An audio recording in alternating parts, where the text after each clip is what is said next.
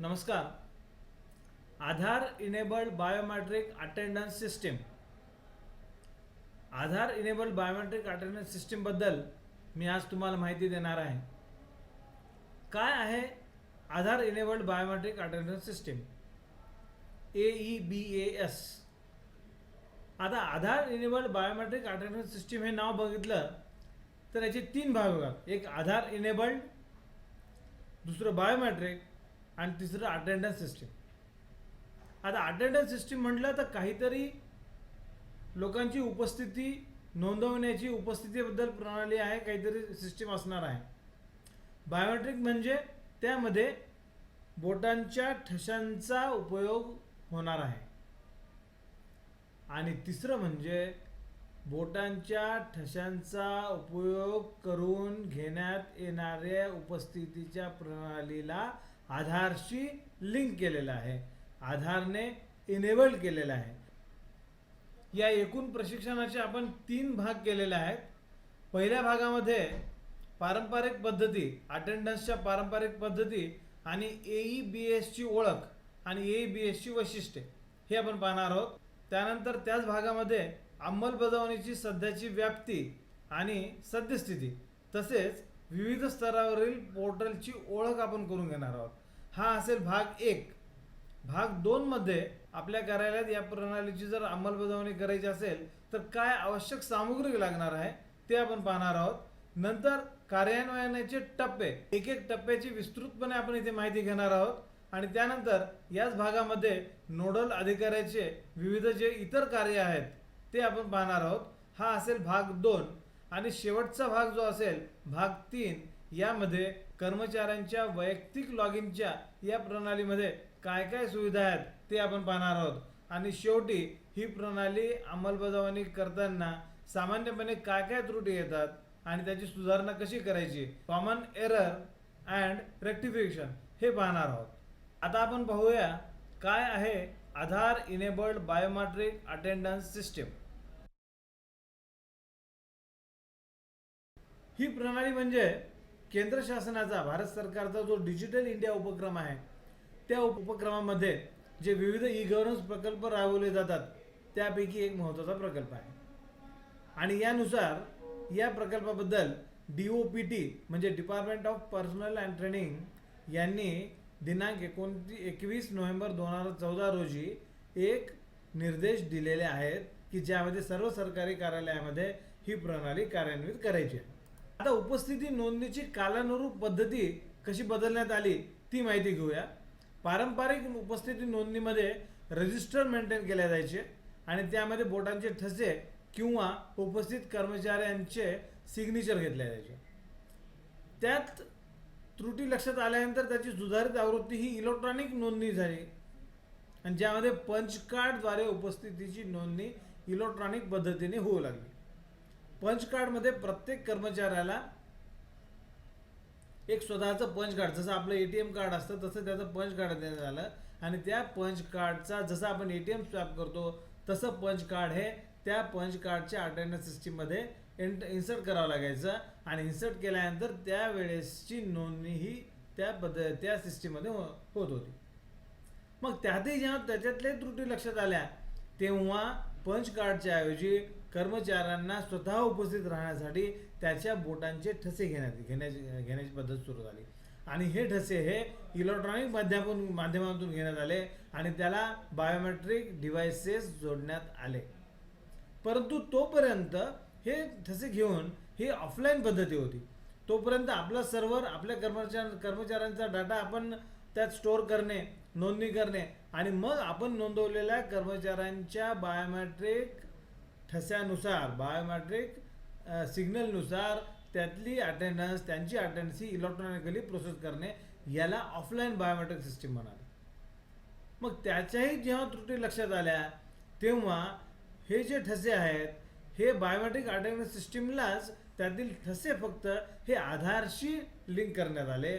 आणि मग त्यानंतर आधार इनेबल्ड बायोमेट्रिक अटेंडन्स सिस्टीम ही अस्तित्वात आली, ज्यामध्ये अटेंडन्स ही घेतल्या जाते इलेक्ट्रॉनिक पद्धतीने ठस्यांच्या आधारे, परंतु हे ठसे जे आहेत, जे बायोमेट्रिक सिग्नल जे आहेत, हे आधारशी लिंक केलेले आहेत. म्हणजे एखाद्या कर्मचाऱ्याला या सिस्टीममध्ये अटेंडन्स नोंदवायची असेल तर त्याला बोटाचे ठसे द्यावे लागतील, परंतु ते ठसे जे आहेत ते आधारशी लिंक केलेले असल्यामुळे ते आधारशी लिंक केले असल्यामुळे त्याचं व्हेरिफिकेशन जे आहे ते UIDच्या डाटाबेसमध्ये होणार आहे.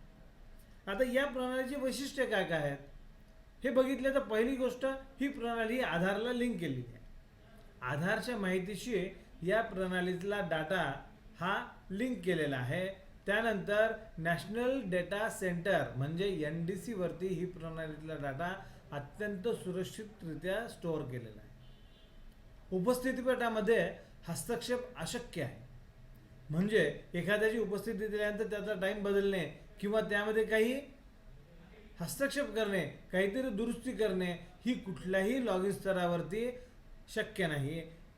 सिस्टीमचा दिलेला वेळ आणि ठसा याची नोंदणी करून इन आणि आउट टाइमचा लॉग या सिस्टीममध्ये मेंटेन केला जातो. आधारला लिंक केल्यामुळे अनधिकृत वापर हा अशक्य झालेला आहे आणि ही सर्व प्रणाली ही ऑनलाईन आहे. यामध्ये कुठलाही लोकल सर्व्हर किंवा लोकल कम्प्युटरवरती अवलंबून नाही.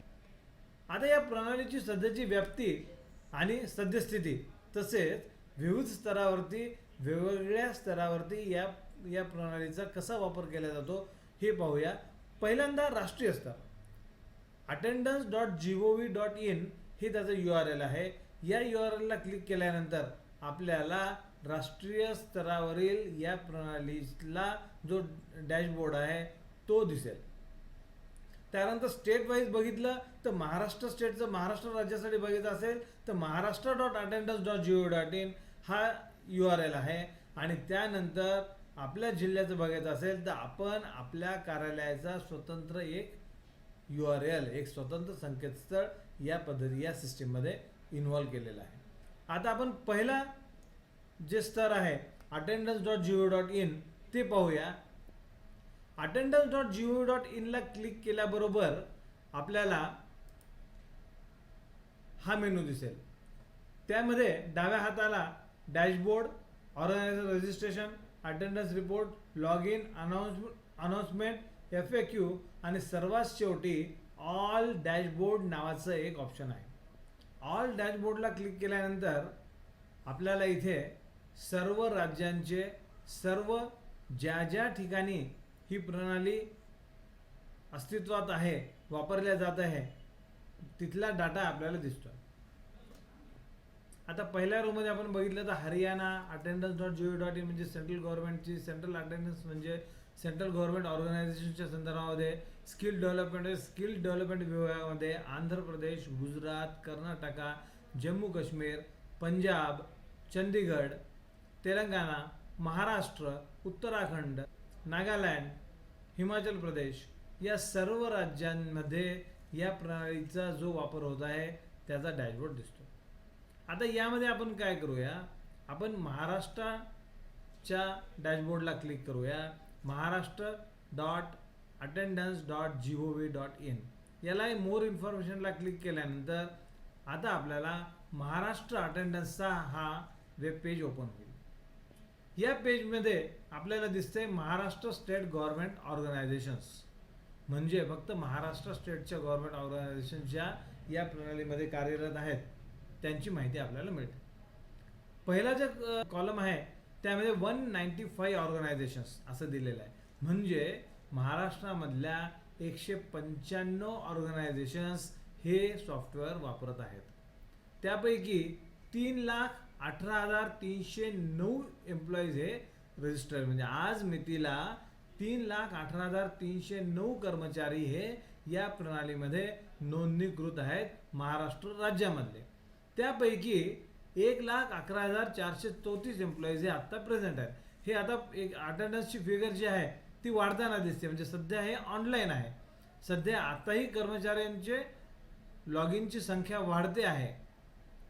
त्यानंतर पुढच्या फॉर्ममध्ये आपल्याला दिसते 5,216 हे डिव्हाइसेस, म्हणजे अटेंडन्स करण्यासाठीचे जे यंत्र आहेत ते 5,216 यंत्र सध्या महाराष्ट्र राज्यामध्ये कार्यरत आहेत. त्यानंतर अटेंडन्स ॲक्टिव्हिटी यामध्ये एक ग्राफ दिसतोय.